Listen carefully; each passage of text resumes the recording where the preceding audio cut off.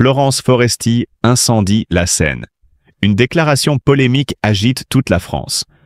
Le rideau s'est levé, les projecteurs ont transpercé l'obscurité de la salle et Florence Foresti est entrée. Pas simplement en scène, non. Elle a littéralement explosé sur scène. Ce soir-là, le théâtre vibrait d'une énergie rare, presque mystique. Le public ne savait pas encore qu'il allait assister à l'instant, qui allait diviser l'opinion publique, secouer les réseaux sociaux et surtout, réaffirmer Florence comme l'icône la plus redoutable et respectée de l'humour français. D'un pas assuré, l'artiste s'est avancé, micro en main, sourire en coin. L'audience retenait son souffle. Puis elle l'a dit, une phrase, une seule, tranchante, incisive. Une vérité qui, pour certains, brûlait comme une gifle, et pour d'autres, brillait comme une lueur de lucidité dans un monde en perte de repères. Elle a lancé avec l'audace qui la caractérise. La France ne manque pas d'humour, elle manque de courage pour en rire. Le choc, le silence de quelques secondes, suivi d'un tonnerre d'applaudissements, et de huées aussi. Les réseaux sociaux se sont embrasés dans la minute. X, Facebook, TikTok, Instagram, partout, son nom clignotait en lettres capitales. Une partie du public criait au génie, saluant le retour du vrai humour, celui qui pique, qui dérange, qui révèle. L'autre camp, ulcéré, accusait l'humoriste de franchir une ligne rouge, de bafouer une sensibilité devenue sacrée. Mais au fond, n'était-ce pas exactement ce que voulait Florence Foresti? Depuis ses débuts, elle n'a jamais été de celles qui caressent le public dans le sens du poil. Elle bouscule, elle secoue, elle provoque des rires nerveux autant que des prises de conscience. Ce soir-là, elle n'a pas seulement offert un spectacle. Elle a lancé un cri, une revendication artistique, presque politique. Elle a dit tout haut ce que beaucoup pensent tout bas. Et elle l'a fait avec panache. Le reste de la soirée fut un véritable feu d'artifice. Chaque sketch, chaque mimique, chaque réplique semblait sculptée dans l'urgence de dire quelque chose de grand, d'essentiel. L'humour de Foresti, toujours teinté d'une lucidité féroce, s'est transformé en arme poétique.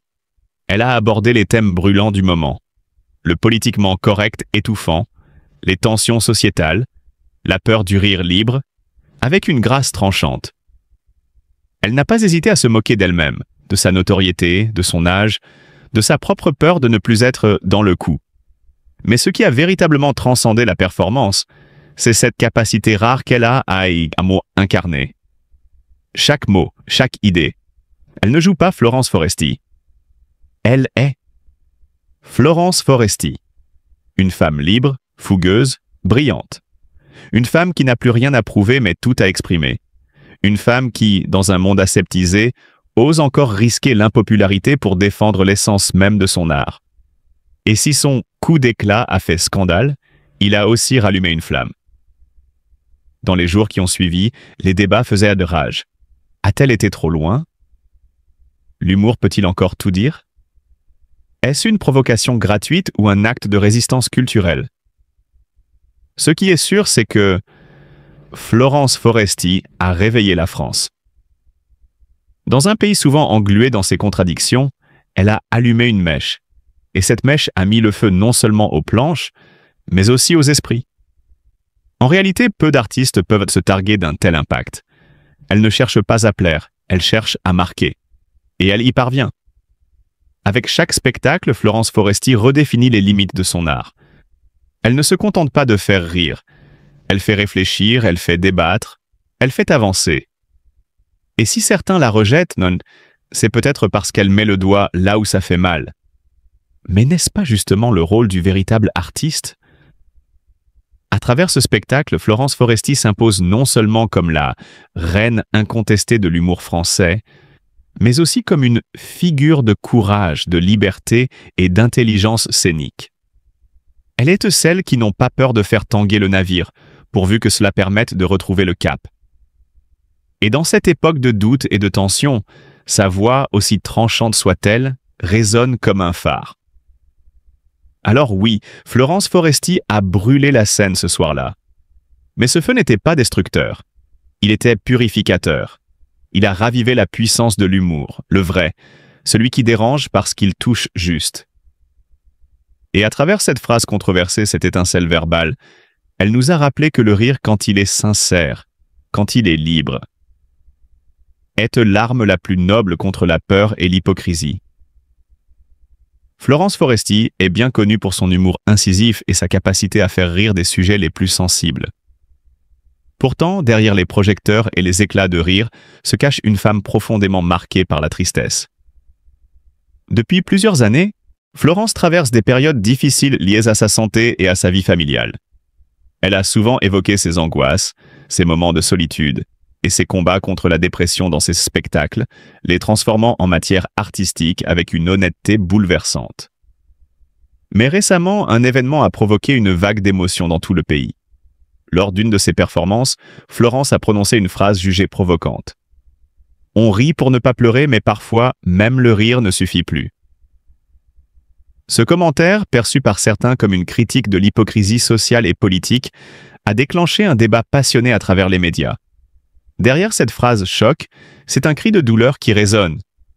Celui d'une femme fatiguée, à la fois artiste et mère, qui tente de garder la tête hors de l'eau.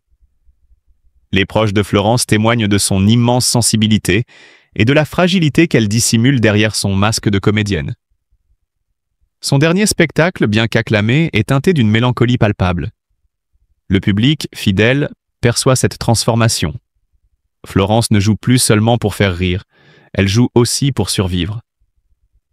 Et c'est peut-être cette sincérité douloureuse qui touche autant le cœur des Français.